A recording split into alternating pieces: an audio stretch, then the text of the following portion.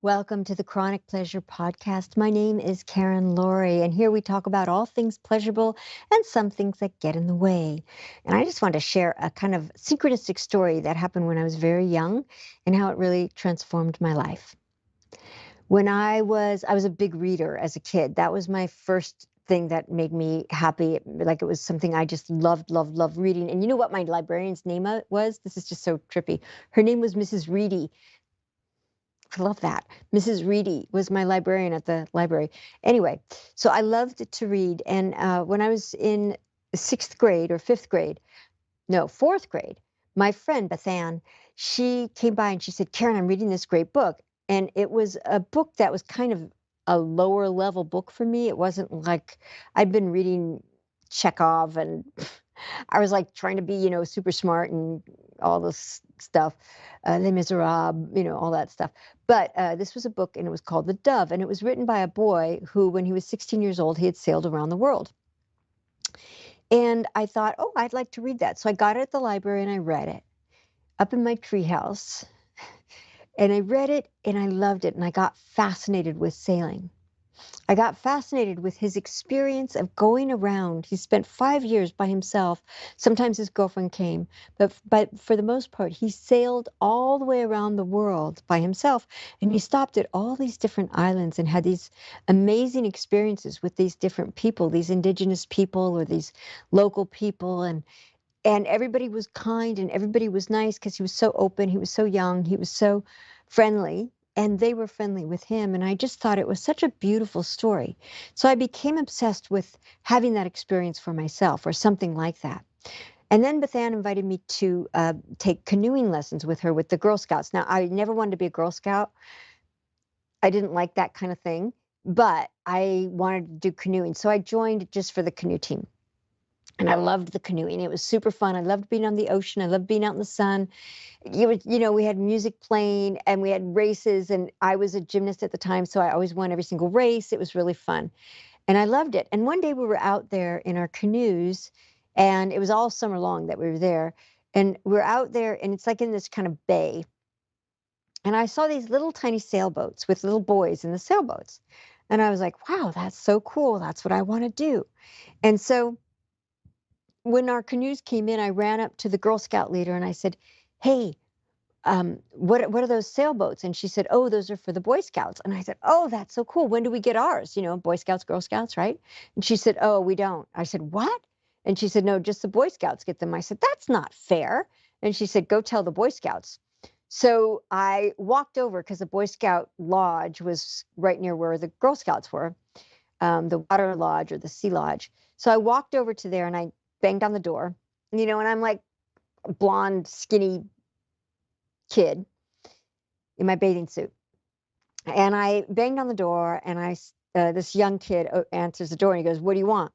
And I said, "I want to know if I can sail." And he goes, "Just for Boy Scouts." And he tried to close the door, but I put my foot in the doorway, so he couldn't close the door fully. And then this older boy came up, and he said, "What's going on?" And I said, I really want to learn how to sail. And he goes, oh, well, he's right. It is just for the Boy Scouts. And I said, well, and then this other man, I didn't know what to say, and then this other man who was an adult came over and he said, what's going on? And the older teenage boy said, she wants to learn how to sail, but she can't because she's not a Boy Scout. And I said, well, can I be an honorary Boy Scout? And all three of them kind of looked at me funny. And the older man, the dad guy, he said, hold on. And they left me there with the door half open, and the man like whistled and got all the Boy Scouts into a corner, and they all huddled, they're all huddled with each other, and they're kind of looking over to see where I am, and, looking, and everybody's kind of looking and looking back in the huddle. And then at a certain point, I heard them kind of do something where they made a noise. And a few minutes later, the dad and the Eagle Scout, I guess it was, I learned later, came over, and the dad said, you're not an honorary Boy Scout. Be here at 8 a.m. And I said, on Saturday. And I said, oh, fantastic. And I was super excited. I ran all the way back to the Girl Scout thing, and I told them I was going to be an honorary Boy Scout, and they were thrilled. And I got to go. And on Saturdays, I got to go do the boats. They're called sabbats with these Boy Scouts. Now, the thing that was tricky was that I was the only girl. So they capsized me continually. But what was great about it is I learned how to get out of the water and back in the boat over and over and over again, even when I was being capsized. But I still had the vision of what the dove, that book, had in my mind. So I decided to take a celestial navigation school class at my high school, um, at night. So it was a nighttime celestial navigation class. Everybody else in the class was like an old man with those noses, where you're out at sea and you're drinking a long time, so you've almost like got a barnacle nose, lots of sun and lots of alcohol. And I'm the only one, and I'm like, whatever, I was just barely ninth grade or eighth grade or something like that. And I'm like, trying to learn this, and it was all about sextants and vectors and all these things that I didn't really understand, but I loved it. And so I stayed in that celestial navigation course. Then I got Sail magazine, and I kept saying to my mom, Mom, look, they want to cook. I could go on a boat and I could cook for them and go with them to New Zealand. And my mom would say, No, honey, you're 15 years old. You cannot do that. So I was feeling thwarted. It was very frustrating because I wanted to have this experience, but I didn't have a boat, and I didn't really know how to sail a bigger boat by myself. Then I go to college. And at night at college, every night at 3 o'clock in the morning, I hear this beautiful Baroque classical guitar music. And it's coming from the apartment across the alley from where my bedroom is. Like that bedroom and my bedroom we were right across from each other. And I could only see the knee, the guitar, and one of the hands, on the person. But I loved what they played, and it was super soothing, and it would just drop me back into sleep, and I just loved it so much. That person played the guitar almost every night around that 3 a.m. Then I was in I don't know what you call it, the commons at the university, and I heard that guitar. And I looked over and I recognized the knee and the guitar. And then I saw that the person who was attached to the guitar was really cute, and he was playing that same beautiful Baroque music that I absolutely adored. So I walked over to him and he looked at me and he said, Are you the girl who hangs out of the window at night? And I said, Yeah. And I said, You're the boy who plays the guitar at night? And he said, Yeah. And we ended up falling in love with each other. And after 9 months, we'd never talked about sailing. But after 9 months, he was older. I was in my first year of college. He was in his last. He said to me, I got a job at the University of Hawaii, and we were at UC Irvine. And he said, I'm going to sail there. My dad has a boat. Would you like to sail with me? He never knew about my desire. But immediately, everything in my body was like, oh my God, yes. So we ended up sailing. And it was one of the most magical experiences of my life, because to go from California with him on a small boat, it was a 44-foot sloop, an Islander 44. That was the kind of boat it was, Islander. To go on that boat, her name was Luthien, just in case you wanted to know. Luthien was a half goddess, half queen, half elf from the Lord of the Rings, from the book. Anyway, her name was Luthien.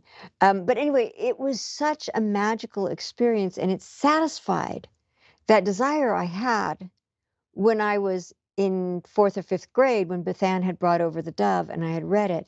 And I got so much of that experience without really having to do anything except for show up and say yes. And I'll just share a couple experiences that happened while we were on that boat. One time, as we were sailing, it was a hurricane about 300 miles away. The hurricane was causing about 20-foot waves to break over the side of the boat. Our sail had ripped off from the end of the boom, and there's a thing on the corner of the sail, it's called a clew, but the clew had been ripped off, and water was sloshing into the boat, and Peter was trying to bail the boat out, but there was so much water coming in, and the sail was flopping, and we had no control. Peter was the guy I was sailing with. And so he said, Karen, I'm going to need you to climb up onto the boom and sew the clue back onto the sail. And I'm like, what? But he said, yeah, I'll tie you to a rope, and I'm tying myself to a rope. I'll help you up there and I'll get you everything. So he got me some leather and a big needle and some fishing line. And he brought the sail to me, he dropped it down and then brought the edge of the sail to me, and I started to sew it. The only way I could stay on the boom is the horizontal bar that goes across from the mast to the back of the boat. The only way I could stay under the boom was holding my legs together. So I'm like, the boat is going like this, and I'm going back and forth, with the waves. The waves are coming in. Peter's down below. He's completely sopping wet. I'm sopping wet, and I'm just sewing. And what was so cool is my fear went away because I was sewing.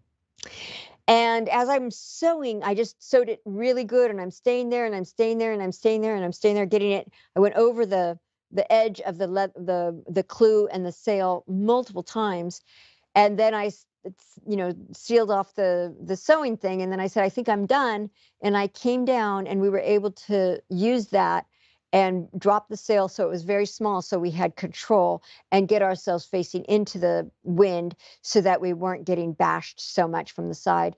And we made it out of that, and it was wonderful. So that was a really interesting experience. We definitely need to sleep for a couple hours after that. But it was a really cool experience because I really found that I normally would have gotten very seasick or whatever, but the focus of taking care of that shifted that. Then another night, there was no moon and no stars. And we're on a boat. We turned off our little lights. There's no other boat. There's nothing else. We're 1,500 miles from Hawaii and from California. So it's dark. And there's a meteor shower up over to the one side. And we look up, and the Milky Way looks like sparkling cream. It's so thick and dense and beautiful. And then the boat starts going through phosphorescence. And so as the boat is going through phosphorescence, the wake and the sides of the boat are blue. And then flying fish are coming up out of the ocean, and dripping light on our thighs as they pass and cross over the boat. I didn't even know flying fish existed. And it was so magical. And so it satisfied this desire I had when I was a kid through this whole mix of synchronicities. And it's so beautiful how the universe is always conspiring to give us what we want. You can read more about this at my books, which you can get at chronicpleasurebook.com. My name is Karen Lorre. This is the Chronic Pleasure Podcast. Thank you so much. I really love you. See you soon.